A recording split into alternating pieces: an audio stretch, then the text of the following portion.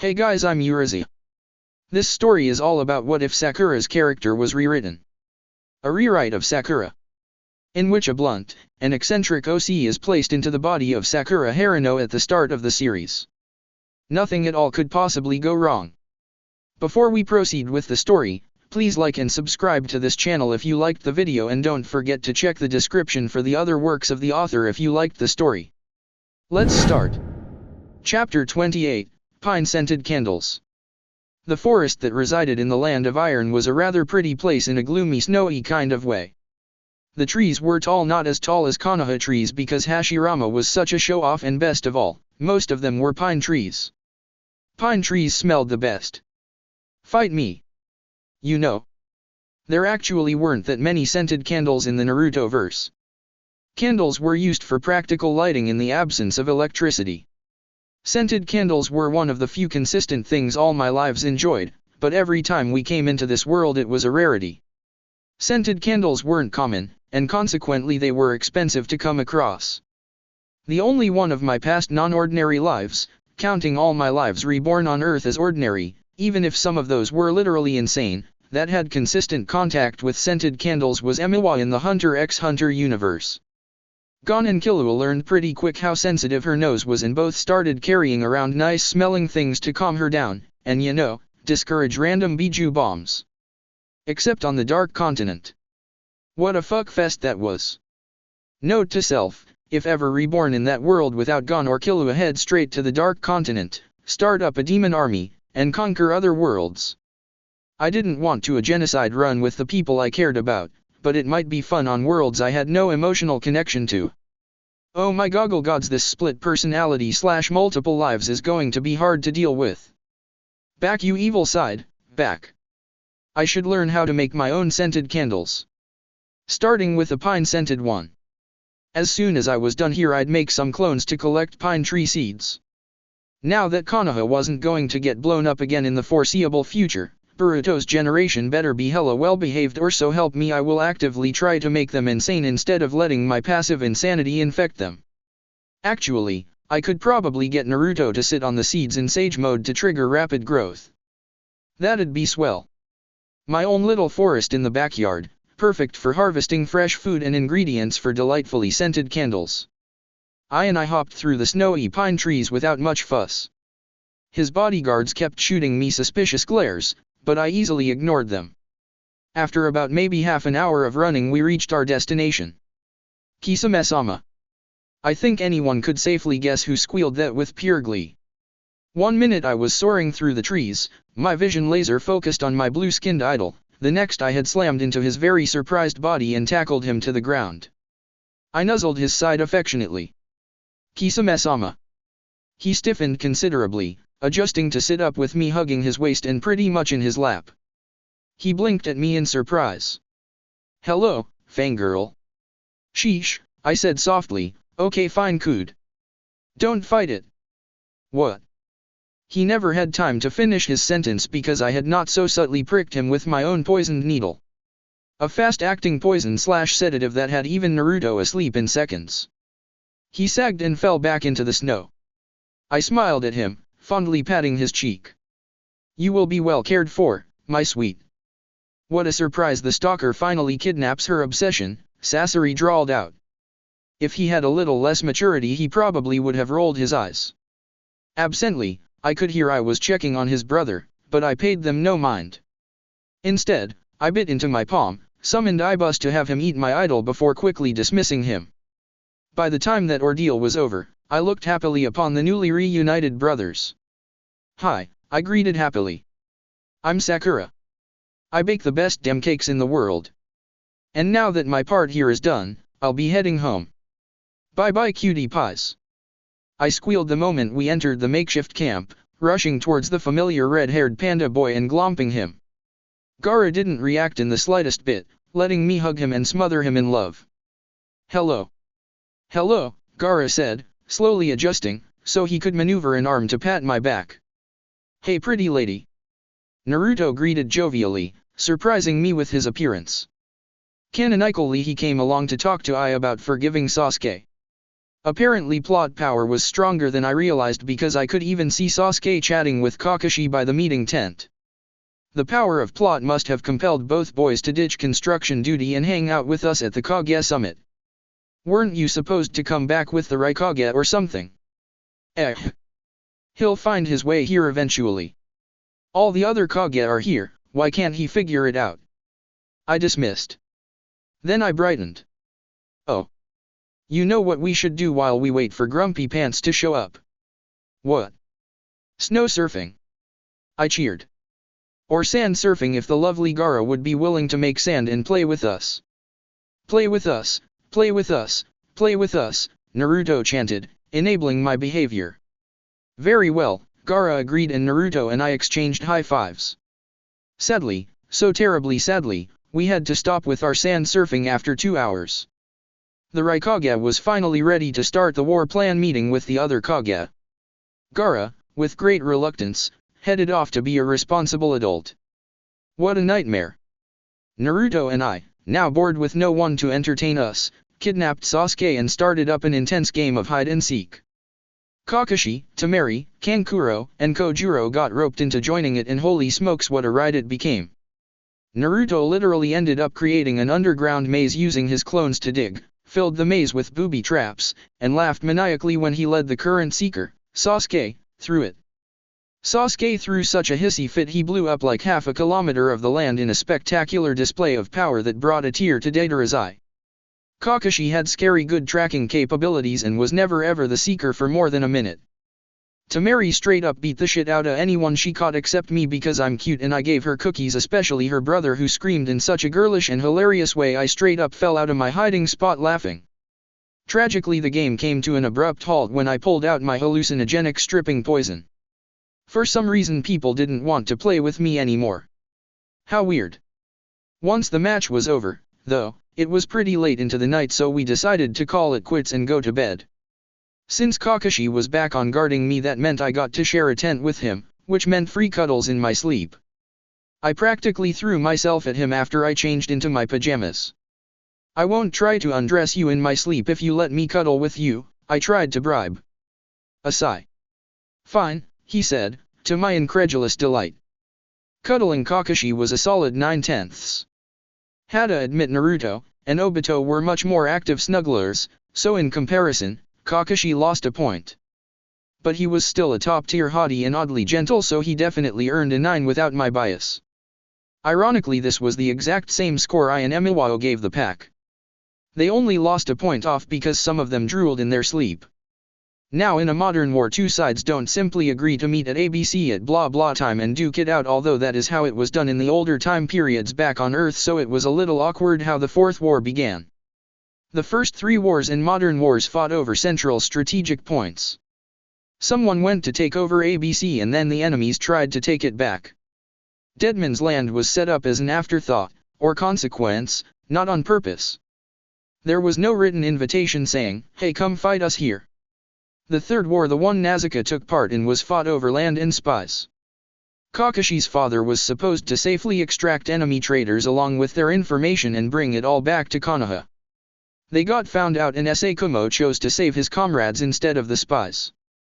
Everyone figured out real quick how extensive Konoha's spy network had become, and they all scrambled to take control of the situation. One thing led to another and soon fights broke out across key points to control the lands. It escalated into a brutal war that resulted in countless deaths and thoroughly twisted and scarred the minds of any unlucky individual who had to participate. To be frank, I don't think I would have been able to get out of that war unscathed. My denial was good, but not that good. This war, though, was literally Obito sending a message a few days before the start saying, "Yo bitches, fight me here, here, and here." Came across more like a massive duel than a proper war. Especially since the thing never lasted a full week. Either we won, or Madara won. Or in that one time, Kaguya. Fucking hell, fuck that shit. Never again, nope, nope, nope.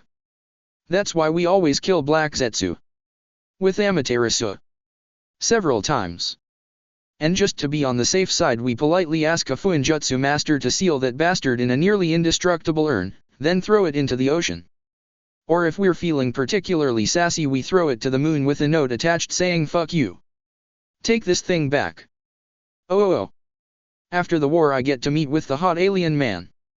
I'll have to prepare Hinata to persuade him to join the harem. Alien booty is hard to come by in this world, can't miss this rare opportunity. Obito sent another little Zetsu clone to provide us with the whereabouts and time to meet on the battlefield.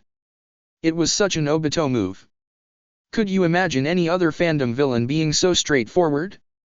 Aizen from Bleach would have prepared some 1,000-year-long plan to make the shinobi dance to his little tune like puppets. Even Chrollo from Hunter x Hunter would have been more cunning. But that was part of Obito's charm. What a good boy he was. Madara, though. Madara would probably issue a straightforward message, too. Mostly because he would want to hurry up and kick some booty rather than wait around. The Kage only spent a couple days going over initial plans before we all headed back to our respective village. Now, here it differed in every life. The actual date of the war was always the same, just a couple days before Naruto's birthday, so it always started on October 8th. But the Kage Summit event wasn't set in stone. Some lives it would take place in early June, with others taking place late September. The time in between varied, allowing for some anime filler plots to occur. Which was always a big bummer. Filler characters hardly ever stuck around and the missions were so friggin' boring. This life I got lucky and the Kage Summit happened September 30th, giving us just barely enough time to rally the troops and get my Akatsuki boys set up. Returning to Konoha was lackluster, but I had to admit I was impressed with how much they already finished reconstructing. Well over half the village was up and running, including my home. I checked up on the spot where I picked the cafe to be. Tsunade so sweetly donated the entire Senju compound in exchange for a lifetime of free baked goods and watched over its construction for a few hours with Naruto. So did you decide on a name? The boy of sunshine asked. I shook my head. Nope. Honestly, not that good with names. Should I take it seriously, or make a joke out of it? Naruto shrugged at that. What you think is serious most people take as a joke anyway. Ah, that is too true. What's true? Asked Sasuke as he flickered over to sit beside us on the wooden bench. Is this where you are building the cafe? Yeah. I was thinking about making it 2 stories, but not too big. I want to use up most of the space to grow fruit trees. Speaking of fruit trees, my darling son, would you mind squatting on some tree seeds in sage mode for a bit when it's time? I asked Naruto. Sure, he said easily. You'll bake me a pie as thanks, right? I'll bake you 50 pies. Sasuke coughed, a clear sign that he also wanted a pie. If you pick me up some seeds to grow, I'll bake you 50 pies, too, I offered Sasuke, eliciting a rare and fleeting smile from the Uchiha. If you insist, he said dismissively, but his eyes told me yes please. What you're building looks a little odd, though. It's called a traditional British tea house, I proudly told them. Something you definitely won't find in this world without me. Like opera cake. Exactly like opera cake, I confirmed. I've got a lot of commission porcelain to make. I don't suppose either of you know a good craftsman up for the task. Both boys shook their heads. Welp. Maybe I'll get lucky and save someone in the war who happens to be a master craftsman on the side. Sasuke snorted. Your luck is only relevant to finding harem members and stumbling onto missions that require you to save the world. This is true. What the fuck? I almost seized as Kisame's ghost popped up front of us. I wasn't expecting him to show up, so I had to quickly excuse myself from Naruto and Sasuke. What the fuck? Kisame asked again, staring in shock at his previous colleagues. You're alive. Your fangirl kidnapped all of us, yeah, Deidara explained. Fangirl, why? Kisame questioned, turning now to address me. I see the future through the goggle gods, I hurriedly told him. I promise you'll be free to go in about a week. Why does he get to go free so soon? Kakuzu growled. I have been trapped here for months, Sasori snarled, irritated. You dim brat. Well, I can't help it, you guys die earlier. I stuck my tongue out. Kisame frowned. Seeing the future explains a lot, actually. I can verify she's scary accurate, yeah, Deidara added. Stupidly so, Sasori petulantly muttered. That is the only conceivable way she could have captured all of us. I coughed, refusing to meet their gazes now. Yeah, that's the only way you guys could be defeated. But wait, who's going to eat my kidnapped cake? Kisame questioned, worried. You will as soon as I release you, I promised him, perking up and beaming. Any requests in flavors? Nah. You know me, he said with his trademark grin. I swooned. Another official meeting was issued the day before the war began. Everyone was hyped up, and hundreds upon hundreds of shinobi and kunoichi already set out to set up camps and prepare defenses on the designated battlefields. The cages congregated together in their designated HQ for a final review, but with myself, Nagato, and Konan tagging along. The three of us weren't going to be actively participating in the meeting, but rather confirming the negotiations Tsunade, Mei, and Gaara had made on our behalf. Once that was taken care of, we would head out to where I was pretty sure Kabuto always hid it and take care of him. In the perfect world we'd get to him before he summoned up Madara, because while I really wanted to meet the King of Hotness, he was hard to deal with without massive casualties. I had a feeling that wasn't going to happen, though. The HQ matched up perfectly well with that of the Anime, a designated table for the Kaguya and their advisors, along with several chakra sensors and communicators scattered about to prepare the communication line. Nagato as the main painpath stared passively down at the Kaguya, with Konan beside him. I stood in front of the two Akatsuki members and in between them and the Kaguya. I was practically seething with blatant hatred at the Akatsuki members, his eyes burning with restrained anger and disdain. Oniki wasn't much better, the old fart looking particularly haughty, his glare assessing the Akatsuki members as if they were the equivalent of bugs on his shoes. No cake shops for either of them, I mentally noted. I would not reward their prejudice with my baking. To simply forgive the crimes of all Akatsuki members is asking too much, I finally growled out, tearing his gaze away to glower at Tsunade. You're outnumbered in this vote, Tsunade snapped back. Concede like an adult, or I'll be forced to treat you like a child. There is little harm in allowing the Akatsuki members free, Mei added coolly, her normally sparkling emerald gaze now frostier than winter. They're needed for removing Kabuto, anyway.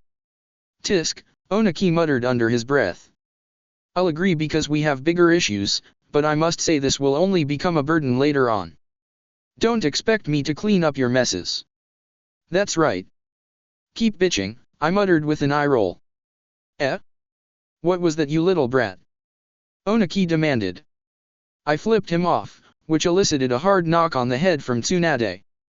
Mei coughed. Anyway. You're the last one to sign the agreement.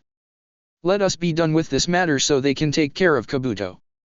I looked like he very much did not want to be done with the matter, but he held his tongue and gave in to the peer pressure. With that, all members of the Akatsuki were pardoned for their crimes committed under the organization and were able to officially join any other village without political repercussions. Naturally, any crime they committed thus far out would still be held against them, but the clean slate would make it nice and easy to get the happy ending. It's not like there's very many Akatsuki members left, Oniki dismissed. Only these two. Oh, yeah. I bit down on my palm and reverse summoned my ghost gang. Oh. Yes. That look of shock, followed by pure anger on Oniki and I's faces was fucking delicious. I couldn't resist cackling, laughing so hard I had to lean back into Kakuzu. My Akatsuki harem was downright gleeful, emanating a smug aura. Deidara was flipping Oniki off while chortling, fucking got you, old man. Thanks for the immunity, yeah. You. Oniki struggled to speak, his face turning redder than tomatoes and a few veins pulsing in his forehead. I was surprised you were so willing to grant immunity after all the Kumo shinobi I've killed, Kakuzu taunted, eyes glistening with dark mirth. How kind of you, Isama. I straight up punched and destroyed the table they sat at, and that was when I decided it was time for us to leave. Looks like it's time for us to go, I hurriedly said and then Kisame-sama picked me up like a bride in a Yep. He cheerfully agreed, already sprinting out the door with the other Akatsuki members following after him. When Ai's enraged scream echoed behind us, they all started to laugh. It was a shame Hidan had to miss out on such a fun event, but this war was the perfect opportunity to show off Jashin-sama's religion and garner more followers. I nuzzled into Kisame's chest. I'm in heaven. Oh man, I wish I had a camera, Deidara said, wiping away a tear. That stupid old fart's face was priceless. I only wish we could get that satisfaction from the other cages, Kakuzu said absently. So, where exactly are we heading to? Kisame asked. Don't worry, dear. I've got a map. I chirped. But, you don't have to put me down or anything. You can hold me for as long as you want. Kisame's laughter was like music to my ears. It would inevitably take us the rest of the night to reach Kabuto's little hideout. Not only because we had to still fight off the zombies, but because the bastard hid a solid distance away from where most of the action took place. Honestly, it was such a bother. Why couldn't he just bow his head and accept his defeat like the unimaginative copycat he was? Tragic backstory could only justify so much. Being boring and unoriginal was not forgivable when thrown in with such amazing characters and story. The Akatsuki minus Itachi and Hidan were in a rather good mood, though. Each for different reasons. While Nagato and Konan genuinely believed that they were doing this for the greater good trademark due to the permanent effects of therapy no jutsu, the rest were happy about their circumstances. The bonus of getting off scot-free for their raiding lifestyle was certainly nice, but I knew for a fact that Kakuzu, Sasori, and Deidara were more pleased about they negotiated with me. Kisame was just a happy guy in general. One of his many amazing qualities. It was a shame Itachi couldn't tag along, though. The downside to having the war so soon after the Kage summit meant that Itachi was never healthy enough to participate. If the summit had been a month earlier he would have recovered, but with it being so soon after Tsunade started her treatments Itachi simply wasn't allowed to. So he reluctantly passed on the Amaterasu to Sasuke, and Princess Duckbutt was tasked with hunting Black Zetsu down and burning every last bit of him. This was something I never had to worry about. As long as Sasuke, or Itachi was taking care of Black Zetsu we always won. We did eventually track down Kabuto, it was such a one-way slaughter. If you thought for an instant that Kabuto was capable of one-upping the entire Akatsuki you would be hilariously wrong. Since I knew how to cancel the jutsu thanks, Nazuka, it was pretty easy to get Sasori to manipulate the unconscious lying liar who lies. Using chakra strings to manipulate someone else's chakra network wasn't easy and impossible to do so in the heat of battle, but Sasori was a badass so he did it without failing once. With the jutsu cancelled the Akatsuki were officially free to do whatever the hell they wanted. Which was Kakuzu's cue to piece the heck out of there. I'll be back in 6 months with contracts about the cafe, was the only thing he said before he straight up left. We shall head out to the battlefield, Nagato intoned quietly. It went without saying that we meant Konan and himself. I'm going back to Konoha, Sasori said. I'm not interested in fighting a stupid war. I perked up. But you're going to Konoha. Yippee. You owe me poisons, he snapped. Don't get the wrong idea, you simpleton. I love you, I cheered, hopping over Kabuto's corpse to hug my favorite boy toy. Super duper bunches. I did not give you permission to hug me, he hissed out crankily, shoving me off him. Touch me again and rue the day you were born, brat. I feel so loved right now, I sniffled. Are you staying, Deidara? Free opportunities to blow things up, yeah.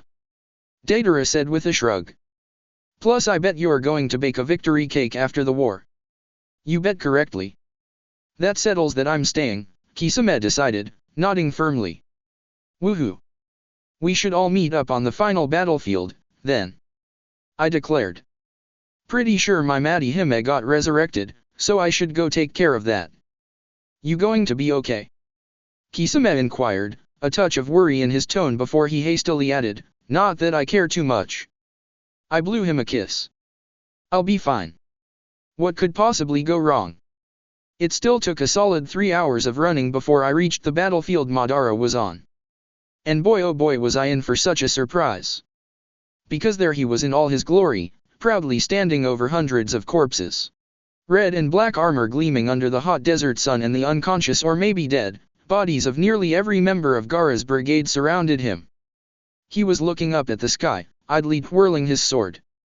I hopped over the humans, surprised I could hear some faint moans from them, which meant he hadn't murdered all of them at least. Thankfully Gaara was unconscious and relatively unharmed. Which was even more surprising that Madara didn't outright kill him, either. What the heck is going on? I was late, so shouldn't this be a massacre? Something's hanky here. He turned when I approached him, gleaming eyes looking me over before he cracked a smile that made my heart skip a beat. Hello again, peasant. Chapter 29, The Rainbow Stick Story. I couldn't resist grinning back at him. We've met before? Too many times to count by now, Madara commented, tossing the sword away and moving towards me. Do you remember them all this life, I wonder? I don't know. Kind of. I mean, I know about them. I was now, Mia, Emiwao, Nazuka, and... Do you remember being Sasori? I blinked. Sasori. Then I gasped. I get to be reborn as my boy toy. Madara's lips twitched and he closed his eyes as he shook his head. Not exactly. This must be the life right before Sasori, then. Heh. He had reached me by that point, towering over me. He reeked of blood and death, and his Sherry-non eyes were spinning idly. Most people would have been terrified out of their mind, but not me. My heart swelled and I reached towards him, gently touching his cheek. You can remember meeting me? This time, yes, Madara said, allowing me to touch him. There's only one Madara, after all. You're in the same world, simply resetting it over and over. When we met in your earlier life as now, I didn't realize what I'd gotten myself into. I smiled at him with every bit of affection I felt towards him. But death isn't the end for us, he said quietly. Certainly not for you. In this state of undeath I have the memories, but I won't in life. You know I love you, right? I know. I can't let you win this war. I'm fine with that, he said, then shifted. That being said, I still have a role to play as the villain. They're working so hard to defeat me, aren't they? This'll be my last chance to toy with Hashi. Hashi-washi. Hashi-washi. The two of us stared at one another for a while longer, both smiling. I felt like I was in the presence of an old and long-time dear friend. First companion, then family, then teacher, then... He took my hand, holding it on his own. Then he took a deep breath and dug his fist in my stomach, knocking the wind out of me. There was a sharp pain in the back of my neck and all I knew was darkness. I woke up effectively tied up and sitting beside Madara while a clone of Hashirama sat opposite us with a smile on his face. I was leaning on Madara, practically curled into his side, and feeling disoriented. Then everything rushed back to me and I let out a groan. Ugh. You knocked me out. Hey Sasori, Hashirama greeted me enthusiastically, scooting closer towards us. Sakura now, right? For now, I told him, looking around. Wait, is that Obito as the Juobi Jinchuriki? Yeah, Madara and Hashirama answered for me. Madara undid my bindings, neatly cutting the rope with a kunai. Once he's defeated, I'll release the seal I had placed over his heart. He'll perform that mass resurrection, effectively undoing everything, and I'll miraculously run out of power and disappear. End of the war and temporary peace is forged between the villages. Etc., etc. Blinking vapidly, I gave him a curious look.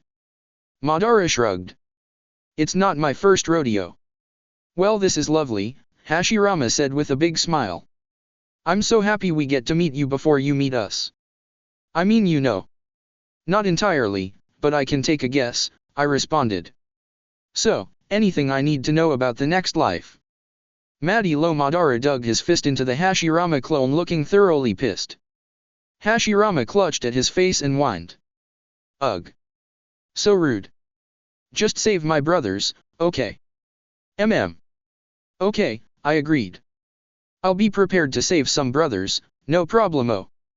Don't try to claim tuberculosis as ibisism again. I will kick your ass if you do, Madara threatened. I would never, I lied. The forest shrine is crazy creepy. Don't let me go into it by myself, Hashirama added. And do not let that stupid thief kidnap you again. Obito was right, the little shit deserves death, Madara snapped. Hashirama giggled, giving Madara a thoroughly amused look.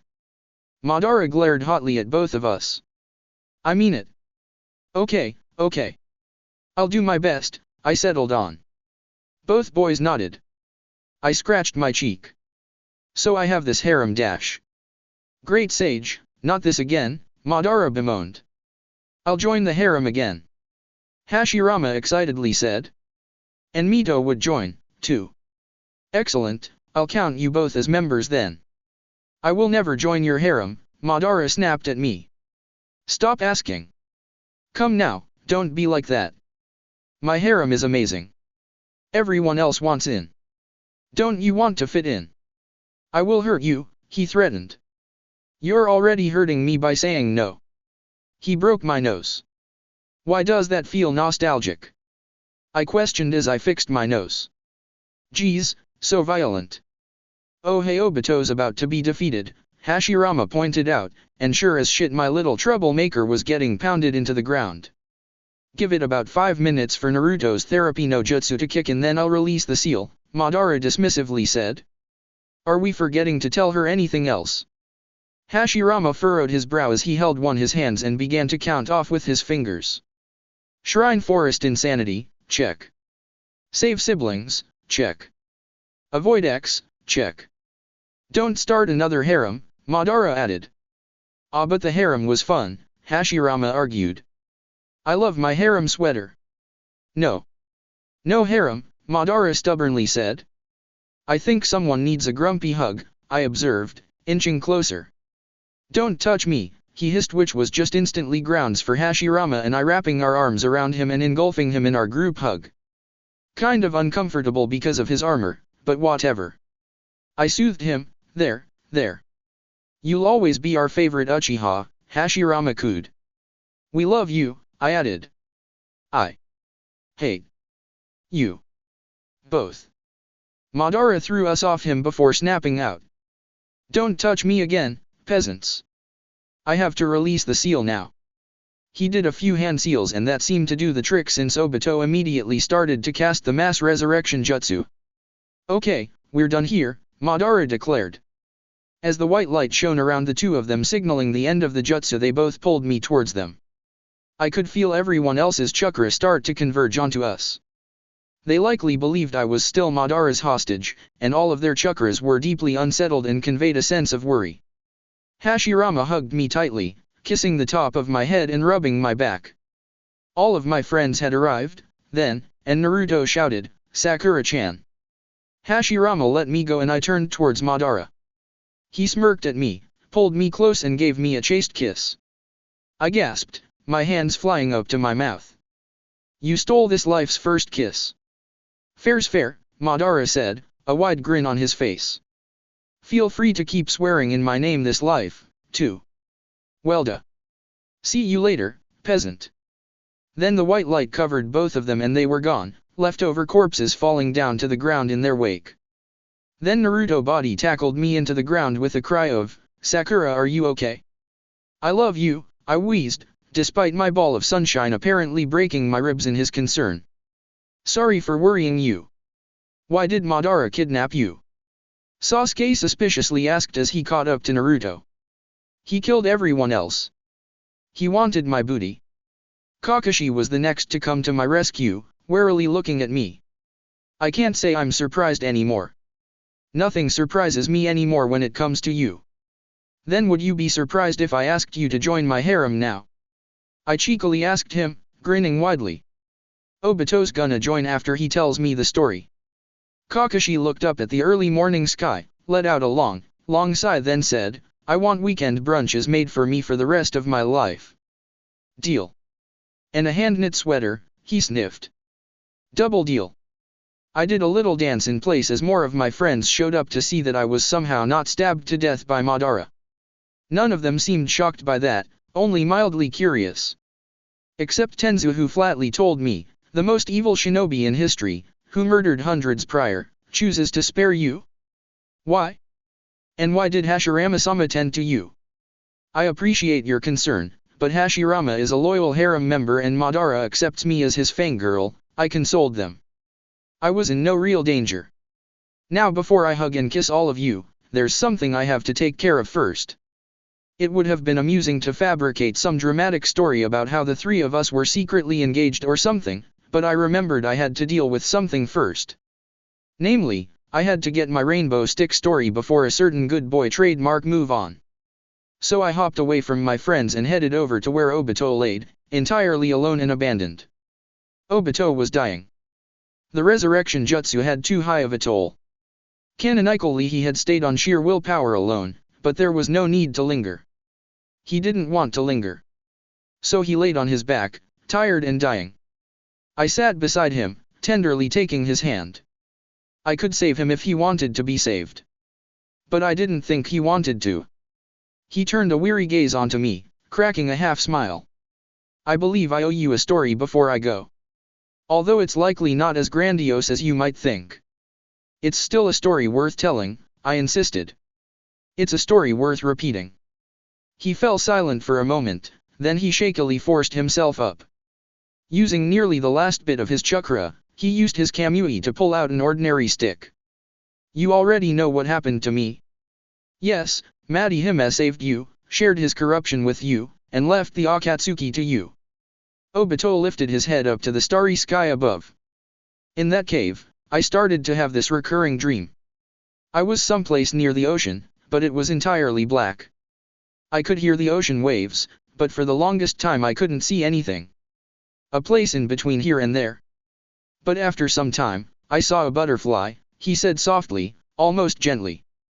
I woke up before anything else happened for quite a while, but eventually I was able to follow it. It was rather pretty, with clear wings that had snow dust falling off it, and it glowed with an unnaturally warm and gentle light. He fell silent again, and I held my breath as I waited for him to speak once more. It led me somewhere kind. I'm not sure how to explain it, but it would always lead me to this kind of forest. I would wake up there, physically wake up there, but I could never find out where it was. If I walked in any one direction for too long, it would take me back to the tree I woke up under. In order to leave, I had to use my Sharingan. For 2 months this continued. I would wake up under the tree and the butterfly would leave me. But then, someone else started to sit with me. I never knew her name, but she was kind. She had green eyes a bit like yours, but her hair was brown, and her skin darker. I could never talk, could never stay there for too long since something always called me back, but... Obito looked down at the stick. I took this stick.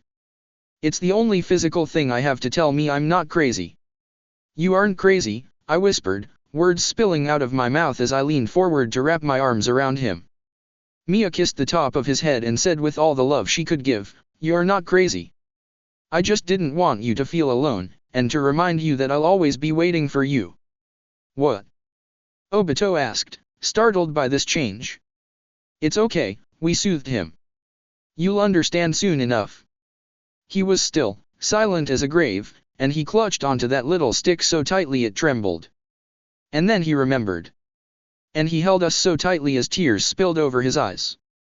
"I'm sorry I forget," he whispered, his voice cracking.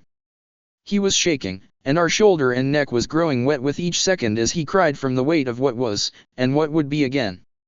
Happiness was found for him, just as sadness kept him company. Again, and again, and again. My little now, my dear Mia, my demon princess. We squeezed him, our eyes burning and our heart aching with grief and love so terribly strong it was almost too much to bear. "It's okay," we told him. "I don't want to leave you," he confessed, the words muffled against my neck. "You won't." We kissed his head and tried to comfort him. "Because you'll remember now, and you'll come with us. Promise. Promise. It means we aren't alone anymore." "I'm tired," he whispered, voice cracking. "I'm so tired." "Then sleep, love, Mia cooed. "And wake up in that forest where I'll be waiting." He clung onto us, this worn-down old soul, and he fell silent. It didn't happen right away, it took some time, but in between one heartbeat and the next Obito stopped breathing. That was okay, though. The story was told. We would meet again, and we would find that perfect happy ending again, and again, and again. What was there to say after the war? Everyone who died was brought back. Cleanup was a bitch. I was tired. Emotionally and physically drained. I had witnessed their deaths plenty of times, and I had died plenty of times, but it could still be exhausting. I wish I could do more. We returned to Konoha and I wasted no time in going back home, collapsing onto my bed and hugging Brightheart for all the energy I had to spare. I needed time to put myself back together. Unfortunately, I didn't have that opportunity right away. There was a shift in the air. X took a seat on the bed, a minor head tilt in my direction as a greeting. Mia's fond memories of him put a smile on my face as I sized him up. As always, he was cloaked head to toe in black gear a thief would wear. He kept a mask on with an X over it, the reason for his name. "Hey wife of mine," he greeted cheekily. I thought I asked for a divorce. I immediately retorted before my eyes widened. "Wait, you remember? Bit more than you now," he said. "I'll see you in your final life here, sweet cheeks. Bit of advice before you move on, though, learn how to build a home with nothing. Learn how to build a home with nothing," I repeated back, committing this to memory. I cocked my head curiously at him. "Do we meet for the first time in my final life, too?" "That's right," he confirmed. "Treat me well. With an ass like that, how could I not?" I shrugged. "So do I get an adventure with you this life, or were you saving all that for Mia?" He looked me up and down. "I'll come back when you're physically older." "Damn physical age," I sighed. He patted the top of my head. "Yep. See you later, pretty bird." The war ended with 0 casualties. Konoha finished reconstruction within that year. Naruto started training to be the next Hokage, and I set to work on creating my cafe. And for the first time in a long time there was no plan I had to set in motion. There was no scheme, no future event I had to prepare for. I woke up, spent time with my friends and loved ones, flirted with Kisame, and worked on my dream cafe. Mornings were slow and quiet, and evenings were relaxing and peaceful. There was no rush or worry. Our happy ending had finally arrived. The least we could do was enjoy it, right? Chapter 30, Epilogue, S. On the outskirts of Konoha was an orchard lined up with several different types of trees. It took over what was once known as the Senju compounds, as well as several other smaller districts that were ruthlessly bought out several years ago by a red and green-eyed man. Inside the orchard were apple trees, peach trees, cherry trees, orange trees, tea trees, pines, and patches of strawberry bushes, and rhubarb. At the front of the orchard sat a tea shop heavily decorated in cutesy artwork, flowers, and pastel colors. There were plenty of tables seated out front that was filled with merrily chatting family members. Stepping inside the tea shop, one would first be greeted by an ethereally handsome man. He was the maitre d', a man by the name of Itachi. He had been working at the tea shop since its very beginning. He was one of the first to arrive and the last to leave every day. There were some rumors that he had been tricked into the job at first, but nowadays it was plain to see the man enjoyed the gentle atmosphere of the shop and the heavenly sweets it held inside. One of the other constants about the tea shop was the head chef, who had been personally trained by the owner. There had been a time when the chef was a feared swordsman, but the regular guests would only laugh about such a thing. He might have been a tall, blue-skinned man with shark-like teeth, but he expertly made such dainty and cute treats. How could anyone think such a renowned baker was a feared swordsman? Kisame certainly did nothing to disprove it. He hadn't meant to become Gardenia's head chef, it just kind of happened. He remembered vaguely Sakura enthusiastically begging him to make one teeny tiny dessert with her for her birthday. He really had nothing better to do, so he agreed. That was over 10 years ago. Gardenia had other staff members, of course, but Itachi and Kisame were the two constant members at the main location. Like Kakuzu predicted, Gardenia was a booming success. He had no trouble persuading the owner Sakura to expand into a catering business. From there, he bribed her, through means neither disclosed, to open up ventures in other towns and allow him to take a percentage of their revenue. Haku had trained under Sakura for 3 years before opening up the second location of Gardenia in Kirigakure. Matsuri trained for 2 years before setting up shop in Sungakure and frequently returning to renew her apprenticeship with Sakura. The poor girl was head over heels for the pinkette. Sakura had even somehow managed to entice Kumogakure's original secretary, Mabi, into entering an apprenticeship under Sakura before opening another shop in Kumogakure.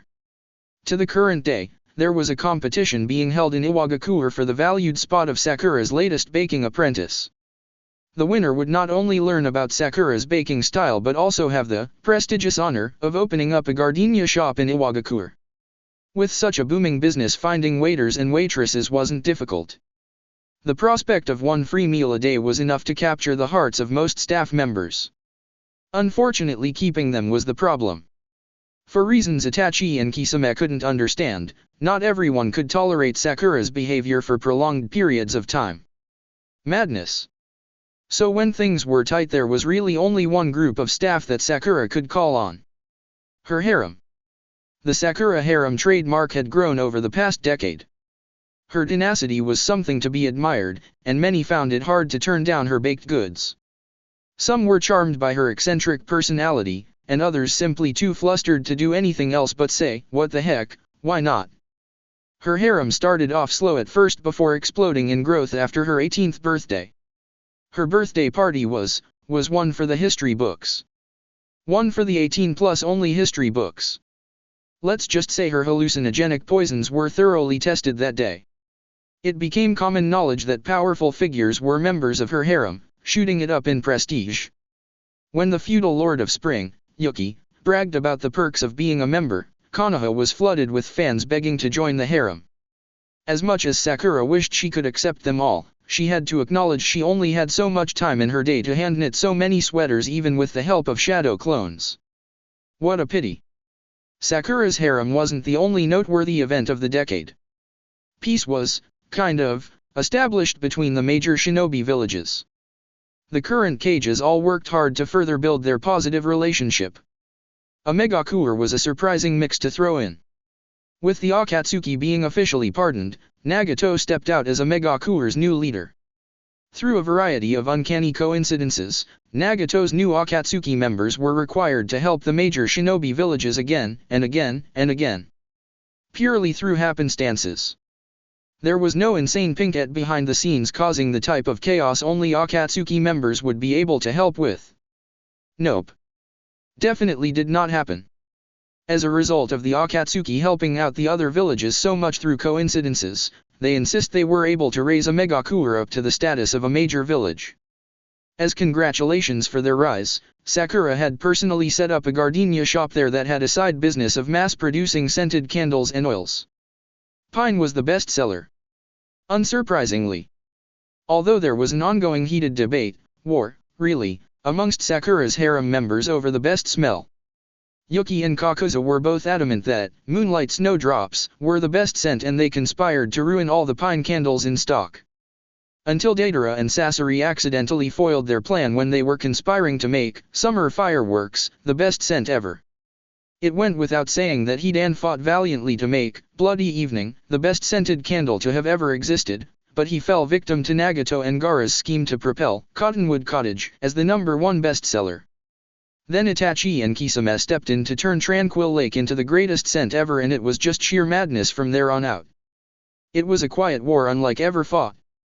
The gossip mill was overrun by sheer nonsense, and there were days where those who competed were so paranoid about retaliation they couldn't step a foot outside.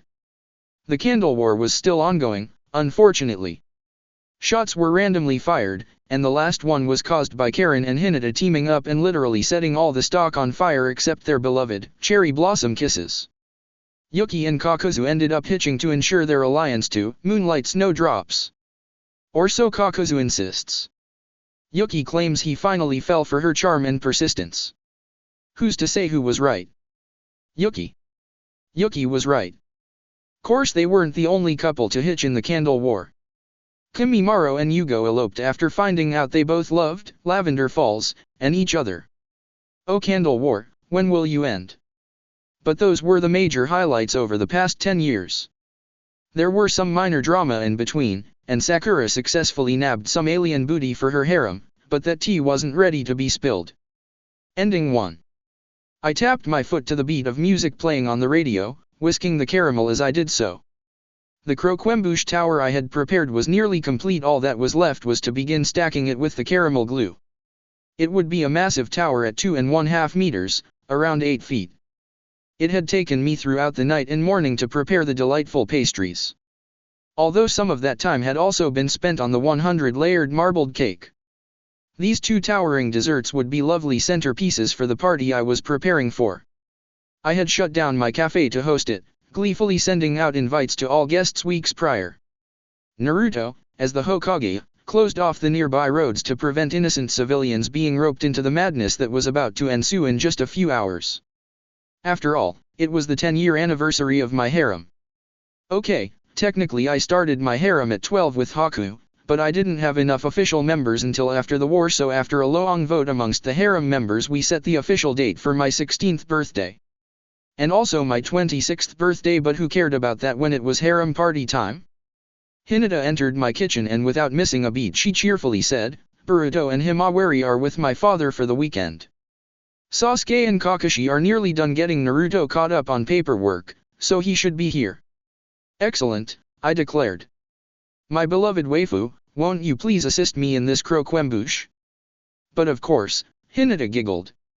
"How's the rest of the food coming along?"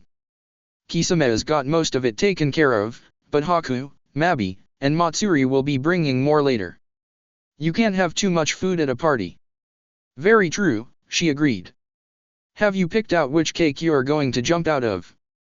"Yeah, I was thinking the one Karen made with the sakura petals. It seems very fitting." Hinata nodded, accepting the massive bowl of caramel from me as I dug out some non-stick spoons from one of my drawers. "You'll look lovely." "Ah, thanks," I gushed. "I'm gonna flip a coin on what I'll be wearing though." "Of course." "Then you decided between 2. Birthday suit or tuxedo," I cheerfully answered. "Two very difficult choices," Hinata remarked. "Yes. The birthday suit will get the most reactions, but tuxedo is such a classy choice and everyone knows I'm a classy gender-fluid embodiment of chaos." Hinata only smiled sweetly since there was no possible way she could refute that explanation. We got to work on stacking the croquembouche, our kunoichi speed coming in handy to rapidly build it within an hour. We chatted while we worked, Hinata happily bragging about her children while I listened with great attention. As their godmother it made only sense that I knew about my godkids, right? Although for some reason Boruto kept trying to run away when I came around. It was so strange. Couldn't imagine why. Probably just a shy sweetie, I had concluded to myself. Karen and Yuki came by next with the cake I was supposed to jump out of. Karen had done an excellent job of making it look like a real cake, even I couldn't tell at a glance it was a fake cake. Both Karen and Yuki had no issues helping me set up for the party at the cafe. We pushed out all of the food. Haku and Matsuri were already in the back laying out their own food they brought, then started to decorate with streamers, balloons, booby traps, hidden sprinklers, and so on. We were definitely leaning to a pastel theme in terms of colors and decor. Pastel only just barely won out over hard rock metal in the committee vote, but hey, gotta give what the people want, right? When the decorations were all set up there was only one thing left to do before everyone else arrived. "Welp," I said with a big smile. "Time to pick the outfit. Heads will be birthday suit, tails will be a tuxedo." I flipped the coin and it landed on. Hiding inside the cake was not as comfy as one might assume. It was cramped, a little chilly, and I was ravenous. I had forgotten to make any food for myself to eat while I focused on the croquembouche and the 100-layered marble cake. I listened quietly as one by one or two by two they arrived. I felt Kakashi's chakra outside the cake and the poor man sighed loudly. "Please be wearing clothes. I'm not giving myself away and spoiling the surprise that easily," I stubbornly thought to myself. "Who, me?" I heard Naruto's confused response to Kakashi's question. I think I'm wearing clothes." "Idiot," Sasuke sighed. "Don't worry dear, you're wearing clothes," Hinata assured him. Phew. Kakashi had me worried there for a second. Damn it. Who put the exploding paint booby trap by the booze? Hidan howled from a distance. Karen started to innocently whistle. You shouldn't be near the alcohol anyway, we have to wait for Sakura's annual speech, Yuki scolded Hidan. I'm sure it'll just as lovely as last year, Haku loyally added. And now that everyone is here she'll arrive shortly. My cue. I jumped out of the cake, arms spread wide open as I grinned victoriously at my harem. Hey everyone. Let's get this party started. Ending 2. The twins were put to bed after a long day of playing with the puppies. They were gently tucked into bed, the boys rubbing their eyes sleepily and murmuring about wanting to play some more. Brightheart laid beside them, an old guardian meant to watch over the toddlers. When they would cry at night she would pull them into one bed and curl around them. Her soft fur was always a comfort to them, and they always sought her out when confronted with something new or scary. I lingered in the doorway of their room a few moments longer before smiling to myself and heading out to our back patio. Our home was on the orchard of the cafe. I always wanted a big yard. It was decent work to tend to, but it was absolute heaven compared to going on missions. I'd gone on enough missions to last me lifetimes, a farming life was something I much preferred. Kakashi felt the same. He had seen more than enough. Even if he did not always remember, he had plenty of scars to encourage early retirement. He liked the orchard, starting up a small sheep farm and getting into hand knitting with the wool he collected. It was such a marvelous process to watch him work. The antithesis of what a shinobi was. Instead of hands stained red with blood, they would be stained with dyes of his favorite colors as he made sweaters for our family. And occasionally members of the harem since they were essentially part of the family, too. The kids loved all their uncles and aunts who fought over guardianship with them. Naruto and Hinata currently had reigning rights, but a hand ghosted over my round abdomen. Yuki and Kakuzu are competing against Yugo and Kimimaro for our little Riri's guardianship right. We already had the preliminary rounds. Haku, as always, won the right as a substitute guardian in the event both Kakashi and me, and the winning guardians perished. Next week we would be holding the all-out prank war to decide on Riri's guardian. Goggle gods, I hope it'll be a bloodbath. Not literally because of the trauma of the Candle War still deeply troubled me, but I was at least part of a demon princess and my sadism must be satisfied. I found my husband on the deck. He had a pile of freshly clipped wool that he was meticulously roving and dumping into a clean wicker basket. He glanced back at me as I slowly took a seat beside him. It was a quiet, cool night. Due to the lack of technology in the Naruto-verse there was no difficulty in seeing the vast amount of twinkling stars. The stars. I blinked once and they reminded me of the kaleidoscope. In these moments of silence, I took comfort in his presence. My existence wasn't always something I cherished. It was both a blessing and a curse, and like the seasons change so too did my perspective on it. I had bad days, I had good days, and I had days like this. Acceptance. I leaned into him, closing my eyes and letting out a soft sigh. He didn't respond. He knew I'd speak if I was ready to. I listened to him pull the wool apart as he roved, the sound soothing to me. I'm going to die, I said after a long moment, these words ringing painfully true. And when I wake up again, I won't get to see you again. He didn't speak right away. Kakashi knew I had past lives. It was difficult to hide the fact from my spouse of over a decade. The flashbacks and triggers couldn't be explained away no matter how hard I tried. I was grateful he didn't ask for the details. I didn't think I could stomach telling him what I had done to him. You will, Kakashi told me. How can you be so sure? I asked him. Because, he said, gently placing down the tools and wool as he looked up at the starry sky. I'll follow you. When you wake up again, I'll be there. Do you promise? My voice trembled, a curdle of hope rising inside of me. He turned to me, smiling with his eyes as he held up his pinky. Always. I hooked my pinky through his. Always and always. Always and always, he promised me. Ending, always and always. Pain pierced throughout my lower abdomen, and the tips of my fingers and toes felt chillingly numb. The pain in my abdomen was enough to make me weakly cry out, but I found that my lungs were filled with blood instead. Immediately realizing I was nearing death, I released the seal on my forehead and snapped my eyes open. My vision was a bit blurred, but I instantly focused on the giant, in proportion to my body, sword sticking out of my gut. It went straight through and dug into the wet ground underneath me. My chakra rushed to heal the broken ribs I had sustained, gently pulling them out of my lungs and repairing the tissue soon afterward. Once I could breathe enough, I grasped the sword. Unfortunately I had to grab it by the blade, as the hilt was too high up for me to reach. I slowly pulled the sword out, keeping my whimpers to a minimum. The sword was jagged on all ends and ripped up my organs and nerves as I pulled it out. Thankfully I had lifetimes, worth of medical experience to pull from, and I expertly directed my chakra to each issue. Once the sword was fully out of me, I cauterized the wound with my chakra and let out a long sigh of relief. That relief was short-lived when I realized that I had next to no chakra, and no idea what the hell happened. Feeling vaguely annoyed, I slowly sat up and assessed my surroundings. I was dead center in a crater of some kind. What created the crater, I wasn't entirely certain. There were wisps of spiritual energy burning all around me and the crater. The white smoke-like substance felt oddly familiar and I had to wonder if it came from me. The explosion that created the crater certainly came from where I currently laid, so it would be the logical conclusion.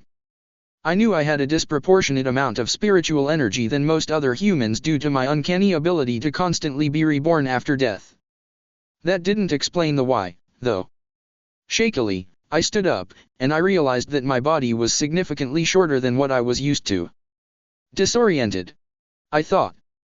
I could have gotten a concussion from the blast. I didn't have enough chakra to safely check for a head injury, though. Wobbly, I hobbled out of the crater and saw a grotesque sight. There were bodies everywhere. There had clearly been a fight between the two groups. One group looked like old-style bandits we had read about in history. The other group looked equally old-style, but from some kind of clan I didn't recognize. Each piece of clothing and armor they wore had the symbol of some kind of flaming bird. I almost wanted to call it a phoenix, but I didn't think phoenixes existed in the Naruto-verse folklore. There were wisps of spiritual energy burning on each of the bodies, and I had to wonder if perhaps the blast that I, maybe, caused killed them. Whoops. Hope they had better luck in the next life. Then I realized that they were rather large in proportion to me. That was about when I had the most horrifying thought. With the last bit of chakra I had spat out a low-level Sutenjutsu into a hole in the ground. When the water stilled I caught my reflection. I wanted to cry. The hair was still Sakura's signature bubblegum pink. The skin still matched her, too. That was about it for similarities, though. The body I was in was younger, for starters. I placed it about the age of 5. My seal on my forehead, which was once a dull green, had transitioned into a dull blue. The nose was smaller, and face wider. The eyes, however, were the greatest giveaway. Blue. I was in someone else's body. But, no. That wasn't quite right. I had the seal on my forehead, which meant that this body had been building up chakra for at least 3 years. A quick glance at my clothes confirmed that this body was likely with the Flaming Bird group. The group was attacked. The attack triggered enough stress to trigger the seal. To wake me up. For me, it seemed like I had finished the Great War in one moment then woke up here. In reality, I had somehow died shortly after the war and been reborn as this girl. Grief hit me, then. Tears sprung from my eyes as I crumpled where I was. The pain of losing Kakashi and the others forever was too great for me to bear. My body quaked, and I let out the first of many sobs that night. I cried and screamed, unable to find the strength to do anything else all throughout the night, and well into the morning. My head hurt, but since I had enough chakra again I numbed the pain immediately. It was the next day, and the bodies were starting to smell. I knew I had to find shelter for myself soonish. I had to eat and drink, otherwise, I would die and who knew what other body I would wind up in. At least there was a good chance I still in the Naruto verse. I had chakra, and the seal, so that might have been a chance I could find Kakashi and the others again. Even if it was a different reality and they had no idea who I was. For them, I would absolutely be prepared to earn their friendship again. Maybe I could even be lucky and I was born a bit further back from my timeline, and I could grow up with Obito, Kakashi, and Rin. That vague sense of hope gave me the motivation to not let myself starve to death for the moment. I gathered up the discarded kunai and shuriken from the battle. I found a backpack that wasn't torn to bits, and I gladly stuffed the essentials inside. I stuffed in a few pairs of clothes, a senbon to use as a sewing needle for the time being, 3 canteens of water, and wire. That was about all I could fit into a backpack, and carry with the body I currently inhabited. I did not have the strength to carry much for very far. Thankfully whoever I had become had some impressive reserves for a child. Despite being 5, I had genin level reserves. The first thing to do was find shelter, and hopefully food along the way. Nothing around me seemed familiar, but I knew Konoha was stationed in the Far East. I also knew I was definitely in the land of fire from the climate and the types of trees. It certainly wasn't Hashirama's famous forest, but the oak-maple hybrids around me only grew in the land of fire. Assuming I was in the Naruto-verse I knew, at least, or something very similar. I leaped up into the trees and began my long journey to what I hoped would be home. I continued my journey for 2 days. I had to stop and rest frequently because my body wasn't quite able to keep up with the strain. I hunted what I could, grateful I was in a rich forest and even more grateful that I stuck to botany even after obtaining the salamander contract. As I journeyed the land became increasingly familiar, yet alien. I came across a river that I knew, yet it was slightly different from my memories. The trees were younger, as well, and there were no paved roads. And I never found a tree made by Hashirama. I had my suspicions, and when I finally came across the spot where I knew Konoha would be made, they were confirmed. I was in the past. Perhaps another reality of Naruto's story, even. Regardless, though, I was most certainly the Warring Clans era. In Madara and Hashirama's era. Okay. I was definitely in some form of pre-Konoha. Okay. There was a surge of panic for a moment, but I immediately slapped my cheeks several times. The stinging was enough to keep my mind afloat as I viciously tore down and shoved my distraught aside. Survival first. Emotions second. I needed a place to stay. I had to find a permanent place to squat down and make safe because I simply could not move around forever.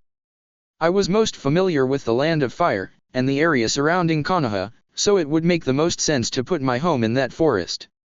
Even if it wasn't Hashirama's forest, I knew enough of the major landmarks to always find my way through. Not to mention I knew which herbs were edible around here, and where they were to likely grow. I set off with a new purpose, find a spot to plant my booty for the foreseeable future. I needed a place that would provide easy access to clean water. Running water would be best, but I wouldn't say no to an underground lake and natural shelter against the weather. The land of fire could get some pretty intense storms and tornadoes come spring. I tracked down a few rivers I knew and followed them east until they turned into a more gentle stream.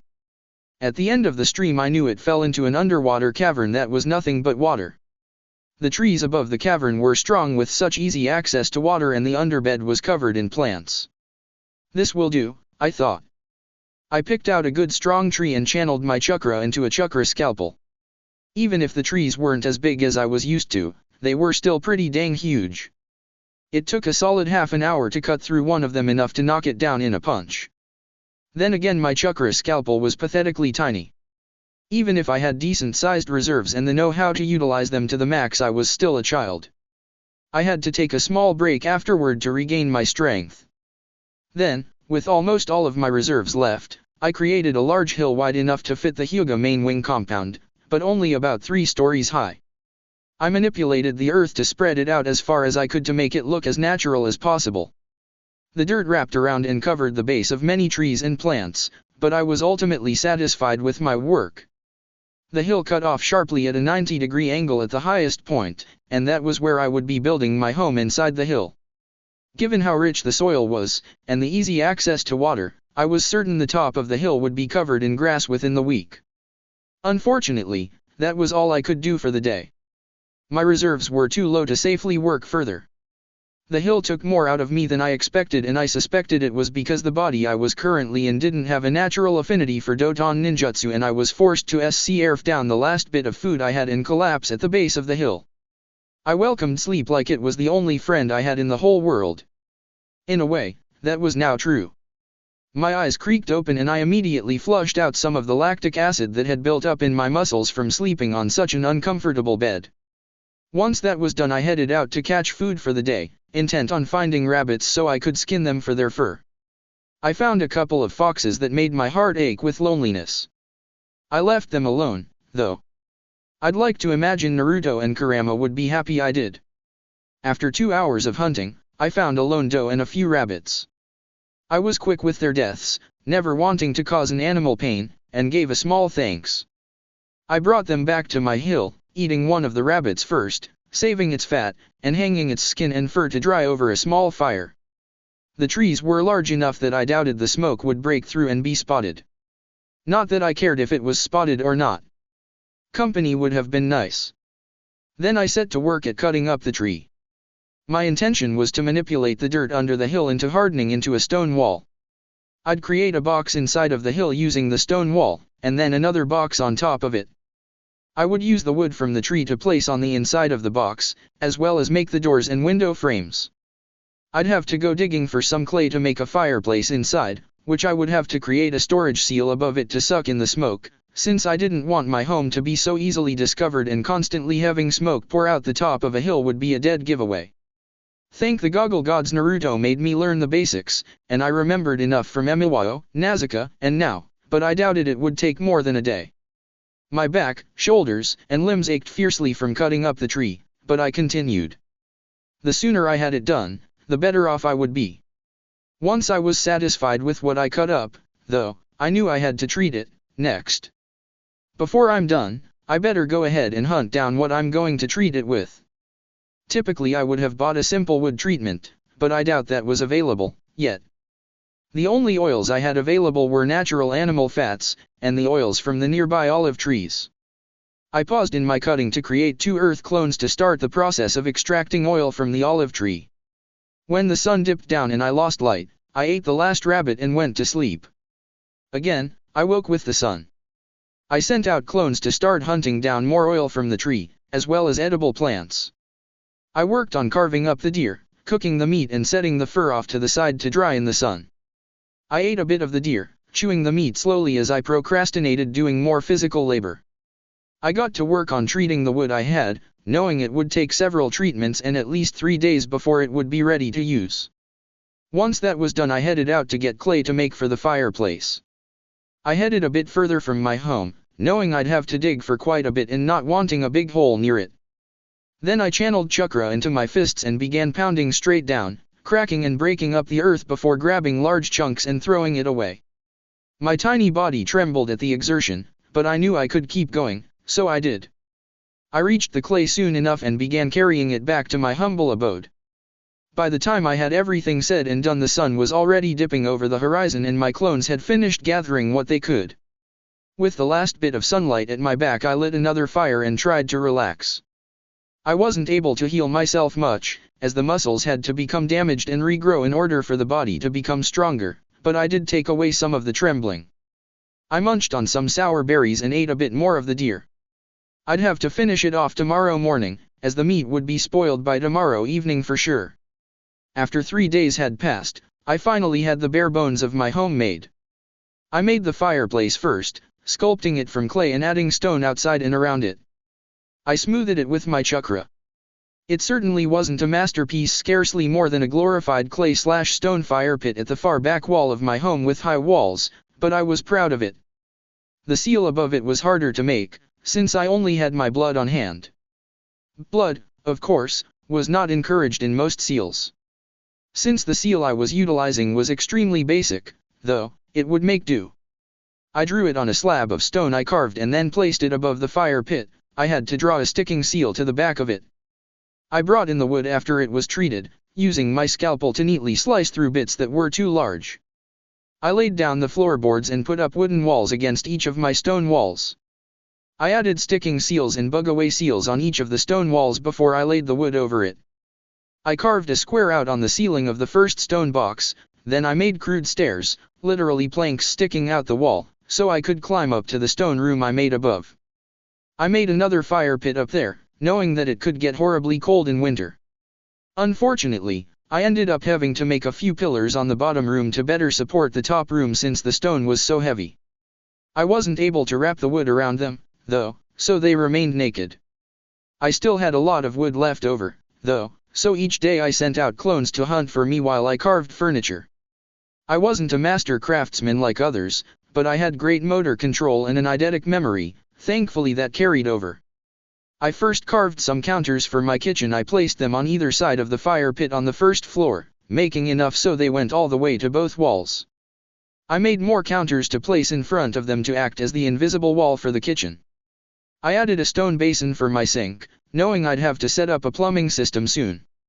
I made a table with chairs, and several flower pots I would keep indoors so I could grow essential things throughout winter. Sasori taught me a reflection seal. I would draw one seal somewhere that would get a lot of sunlight, then draw the opposite seal above my plants. The first seal would suck in the sunlight and spit it out over the second seal. The seal only worked with sunlight and water. I covered both of the side walls in my first room with the flower pots and filled them with dirt. Then I decided it was finally time to work on plumbing. Obviously I would be drawing from the underwater lake, but I would have to filter my dirty water, too. I knew the filter seal. Kakashi taught me that one, and it took many tries to finally get it right. I made a big stone bowl away from my home and I carved the filter seal 7 times into it. Then I went back home, dug out a hole in my first room and set to work on making a small tunnel system directly to the underwater cave below. I carved suction seals deep under the water, and one reflection seal before heading back up. I put one of the reflection seals in the stone basin of my kitchen, another one in the stone tub I made and put in the room above, and the last one I put outside my home in case I had to water my plants outside. Then I put a suction seal in my sink and tub, and the reflection seal to both those suction seals in the giant stone bowl I made, then a suction seal. So, water would be drawn from the underwater lake and put into either my sink, tub, or an area outside to water my plants. When I was done with that water I would activate the suction seals on the inside of the sink and tub, and the water would be dropped into the big stone bowl away from my home. As the bowl filled with water the filter seals would purify it, sucking in impurities before spitting them out elsewhere. Once the bowl was filled, and no longer dirty, I would activate the last seals and it would be suctioned back into the lake. I would have to redraw the seals about once a year, but it would have to do until I could get a hold on some proper pipes. By the time I had all of that set up I had accumulated enough furs to make a bed. I'd probably have to hunt down a town and steal some basic essentials I couldn't scavenge from the forest, unfortunately. Underwear would be a necessity that I couldn't make safely from fur, and I had no way of making soap. I needed grain seeds, and some livestock, too. They'd be too expensive, so I'd have to steal. I wouldn't steal from a struggling family, though, desperate or not. I needed seeds for medicinal herbs I couldn't easily find. Salt would be another big one. I'd need proper ink to turn into chakra ink so I could make a cooling and heating seal for fridge/freezer, and heating seal for delicious hot water. Those were the big ones I absolutely needed. Everything else could come with time. So, a week and a half after I started building my home I headed off. I knew where the nearest dirt road was and I could guess it would lead me to some kind of merchant town. I remembered from my history classes that there were plenty of towns that warring clans used as neutral grounds. Everyone had to shop somewhere. It took me half a day of sprinting with chakra bursts before I found my nestling little town. It wasn't even a quarter of the size of Konoha, but it was surrounded by decent-sized farms I could steal from. No one paid the dirty, ragged, little girl much glance. It was obvious I had no money, and I doubt many of them thought I could have been a danger to them. The long pink hair was a dead giveaway for my gender in a stereotypical sense. The big blue eyes didn't help dissuade that notion, either. I found a monk with shockingly silver hair. Monks were typically trustworthy, so I hoped he would be able to point me in the direction of the town's herbalist. My throat cracked from being unused for so long. Hello. The monk turned around and I felt my heart shatter. My eyes burned and I couldn't stop the tears from falling down my cheek. The monk was a mirror image to Kakashi, with the beauty mark on the chin and everything. The only difference was that his nose was ever so slightly smaller and rounder. My bottom lip quivered. Kakashi-sensei. The monk gave me a smile that did not reach his eyes and was so definitely not Kakashi's smile. I'm sorry, little girl. I'm Asao. Do you need a place to stay? I rapidly shook my head. No. Sorry. You look like someone I knew. Ple please, do you can know where herbalist is? This town doesn't have a herbalist, he responded. Why do you need one? Seeds. Can't find some. Asao kneeled down so he was at my eye level, his eyes still cold. Why do you need seeds, little girl? Grow my garden, I managed, my voice hoarse. Sorry, been a while since I talked. It's okay, he said in soothing tone that failed to soothe me. Maybe I can help. I'm familiar enough with the land and the basics. K. Need tea turmeric, cinnamon, ginger, holy basil, saintwort, garlic, sea buckthorn, anandragraphize, calendula, comfrey, and grain seeds. Asao frowned minutely. That's quite a list. Are your parents doctors? I couldn't resist smiling at that. No parents. I'm a doctor. He raised an eyebrow. I pulled out my kunai and he immediately twitched. He didn't jerk backward, but I could see the surprise on his face. I dragged the dull tip of it across my palm and held up my bleeding hand. Then I put the kunai in my mouth and healed my hand with shozen. Asao's eyes were wide when I was done. That's quite a gift. Who taught you? Someone and not alive, I responded back honestly. Choose me now. Help me with seeds. Asao then smiled, his eyes less cold. Even better. The doctor in this village recently passed away and I had been sent here by the fire temple to assist until a new one is found. Heal the people of this village for today, and I will fetch you your seeds. I need more than seeds, I admitted to him. I'm sure we'll find you something, he responded. Come with me. My first patient was a middle-aged woman. There was a fairly decent-sized gathering outside the clinic, their eyes filled with open skepticism. The woman approached me with her arm in a sling, a sneer on her face. Broke it a month ago. Can a little thing like you properly said it? Can do better, I told her, reaching my glowing green hand out to her.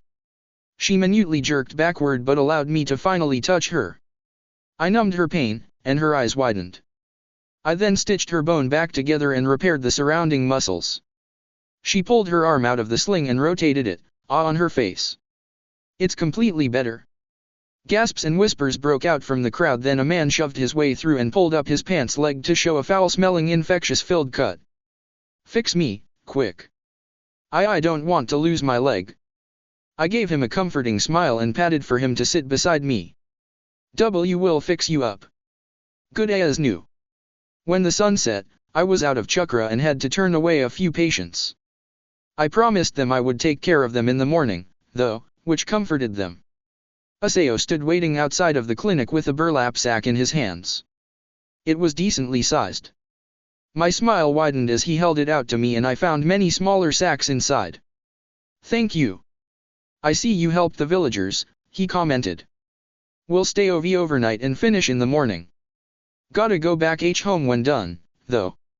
I think I will come back, though. Once a week should be enough. Asao nodded, reaching over and patting the top of my head.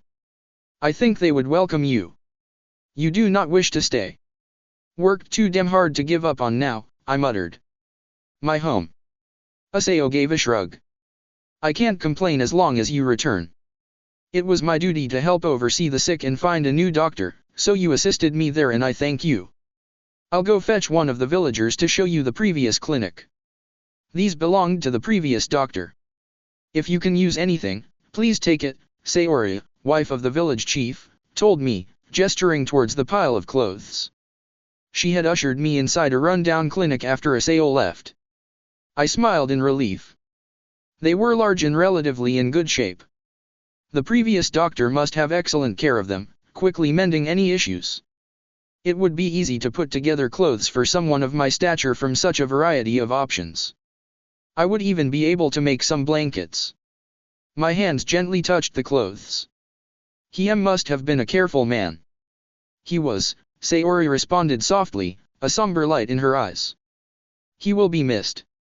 Every 7th day I'll come back here," I murmured. "I don't live far, half a day's journey directly east, in case you need me for an emergency." "Thank you," Sakura said. "Doctors are scarce enough to find, let alone one so capable." I shrugged. "'S what I do." A flicker of hesitation appeared on her face before she shook her head. Sakura gently touched my shoulder. "I know you're a young girl, sensei, and that can cause a lot of trouble. You saved a lot of lives today, so I know I speak for everyone when we say we don't want you to get hurt. It might be best for you to hide your gender." My eyes flickered back up towards her and I nodded slowly. "You're probably right. I mean.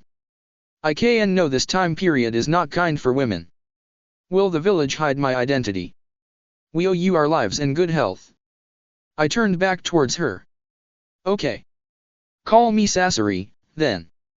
"Hatake Sasori." I left the village with more than I had anticipated getting.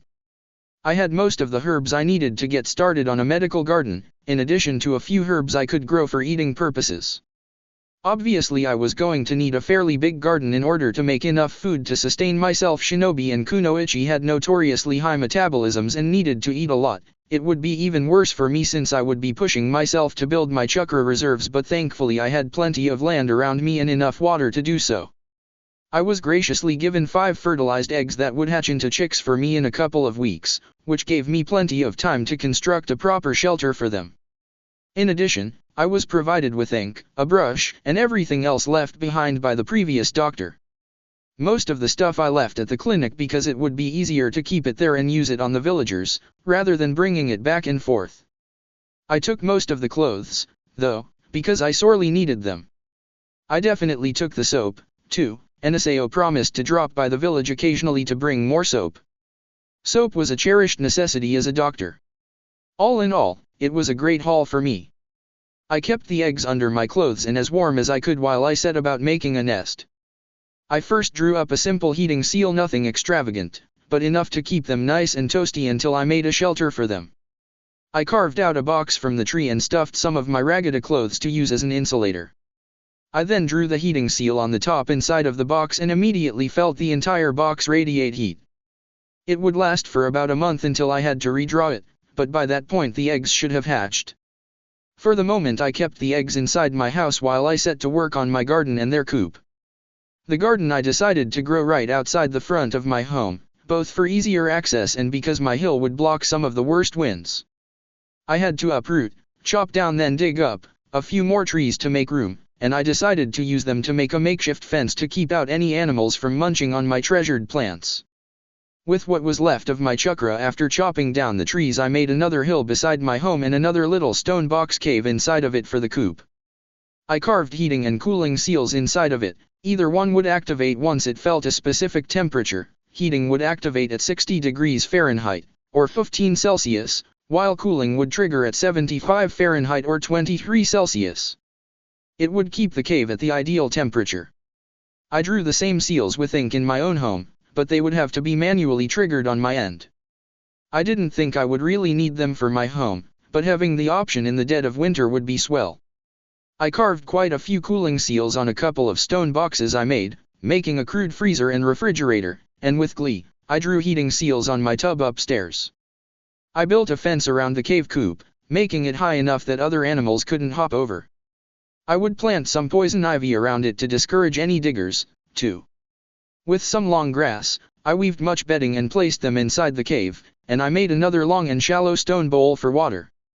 I carved numerous filter seals in it to hopefully keep it clean and safe for them. Then I finally brought in the eggs and placed them in the nice and comfortably warm coop before getting started on my garden. Tiredly, but meticulous, frankly it felt like I was on autopilot for most of this. I carved fence posts out of the fallen trees. I didn't have nails, or really anything to keep them together, but sap and sticking seals. I would have to dig them far enough into the ground they would hold. I would harden the ground around them to help with that and put them so close together those small animals wouldn't be able to crawl through. I was making a misshapen privacy fence, essentially. I started at the base of my home and encircled a large area. I moved around a lot of thorny and thick bushes and replanted them directly outside my fence so anyone traveling through wouldn't see the man-made fence. When I had the chance I would plant poison ivy and oak all around it, knowing most animals and humans would keep away from the area upon seeing such a massive undergrowth of naturally growing poison. By the time I had my fence up, my herbs planted, and my coop made, it was time to return to the village again. I found myself looking forward to the human company. Most of the villagers were fatigued but had no serious injuries. I eased their aches, encouraging healthy muscle growth and creating medical charts for each of them. For that weekend I went out of my way to spend individual time with each of my patients and taking detailed notes about them to reference. I needed to know their allergies, genetics, previous injuries, and so on. The doctor before me didn't do much in regards to such, and the villagers seemed surprised at my questions. I never pried too much about their sexual life, or anything equally as embarrassing. In my previous life, such questions were expected of doctors, but here not so much. I was still a stranger to them, even if I saved their lives and they promised to keep my identity a secret. In time I would earn their trust, and hopefully be able to ask the uncomfortable questions, but for now, I would have to make do with what I had. The doctor before me still had some dried herbs I could use, but I knew I would have to grow my own stock as soon as possible. All in all, I was enjoying my time as their doctor. The first snowfall of that year since I had arrived, at least, was a heavy one. It had been getting progressively colder in the past couple of weeks, and when snow finally fell it stuck to the ground without melting. It snowed heavily on throughout the night, and I was instantly grateful I had the foresight to create underground gardens. My topside garden would be dead for the rest of the winter, so I would have to rely on what grew in my little actually it was pretty big makeshift basement/greenhouse. When I first opened my eyes on that snowy morning I felt a shiver crawl through my spine and I hurriedly tossed more wood on the fire. It wasn't necessary because of the heating seal, but it was comforting. I liked the sound of the crackling wood, and the smell of ash reminded me of Naruto and Kurama. I stretched out my limbs and freed my hair from its nightly ponytail.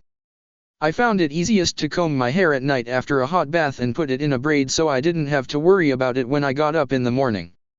I slipped into a pair of loose, thick, black pants and a scarlet-red yukata with a black obi. I chose to stick to the bright-colored clothing to make it easier for the villagers to find me, and recognize me. Not many wore such colorful clothing in such a dangerous area. I should head down to the stream, I thought. Try to save what herbs I can. I don't want to pull from my garden unless necessary. With that in mind I pulled on my boots and headed out into the snow. I immediately began to regulate my body's temperature with chakra, deciding it was too cold not to. I stopped by the coop, checking in on my darling chickens before I headed out. All of them were snuggled with one another, still asleep, but seemingly content. I could feel the heat coming off their coop, and I was glad I wouldn't have to redraw the heating seal again so soon. I made a clone to pull out the dead, dormant, dying, whatever, plants from my topside garden. Might as well preserve and press what I could. I headed out, though, hopping over my fence and from treetop to treetop until I reached the stream. To my surprise, there was a thin layer of ice over it. I meandered down to the stream, examining the ice with careful eyes. Strong first frost, I thought, gonna be a cold winter. Feeling a little apprehensive about that, I outwardly frowned. Thankfully I had awoken in the summer, and already had a good shelter constructed before the cold winter came. It'd be dreadful if I had to do all that work in the dead of winter. I'll have to harvest some verbascum and equisetum before I head into the village in case anyone caught frostbite, I thought. Better grab some chamomile, too. Hopefully no one will be stupid enough to go out wet in weather like this, but you never know. My lips twitched up in a reluctant fondness for the villagers. Despite only being their doctor for a few months they had all grown on me. They were my patients. Not to mention they were the only human contact I regularly had. Aseo still visited about once a month, bringing me a bit more seeds he happened to pick up. I heard a sudden crunch of snow a little ways from me and my head snapped up.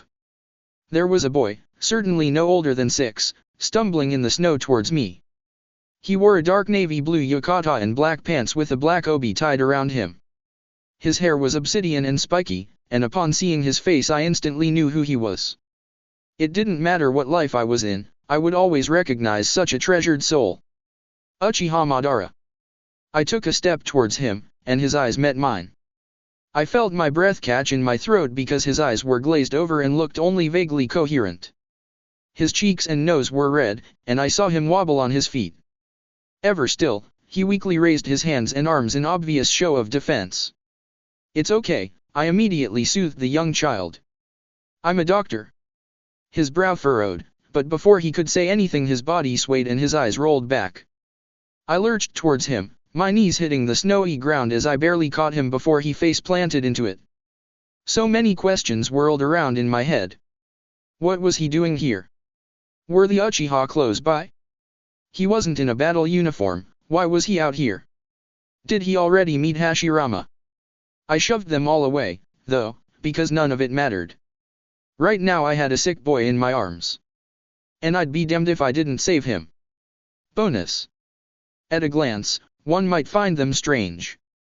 He was a tall man with an intimidating face, all sharp teeth, narrowed yellow eyes, and a presence similar to that of a starving shark. She was a small woman with a delicate frame, soft baby pink hair, and sparkling green eyes filled with warmth. Such two contrasting figures shouldn't be seen together. Indeed, a few passerby civilians had been concerned about the Pink's safety. The civilians would linger, watching them for several minutes in fear of something horrible happening. What they would find instead was two people smiling kindly at one another and laughing quietly over things they couldn't hear. They would see the man open the door for her, and she would blush and smile with such infectious joy the onlookers could not help but feel at ease. The more anyone watched the two, the more blatantly apparent it was there was a genuine love there. The two moved and breathed in sync, each action a reflex from being so in tune with their partner. There was a level of comfort and intimacy a human could not achieve easily in one lifetime. There was love between them. Love so sincere and powerful no one could find the strength to voice their previous prejudice against them. Because if anyone saw them together for more than a minute, they could not deny what was there. The couple were once seen as an oddity, but the years marched on and their affection for one another did not dwindle. She still looked at him like he hung the moon, and he showed her a smile saved just for her. Happy and in love they would stay for many, many years in a world finally at peace. Secret ending, Demon Princess and her knight. That's it for part 12. Thank you for watching and see you on the next video.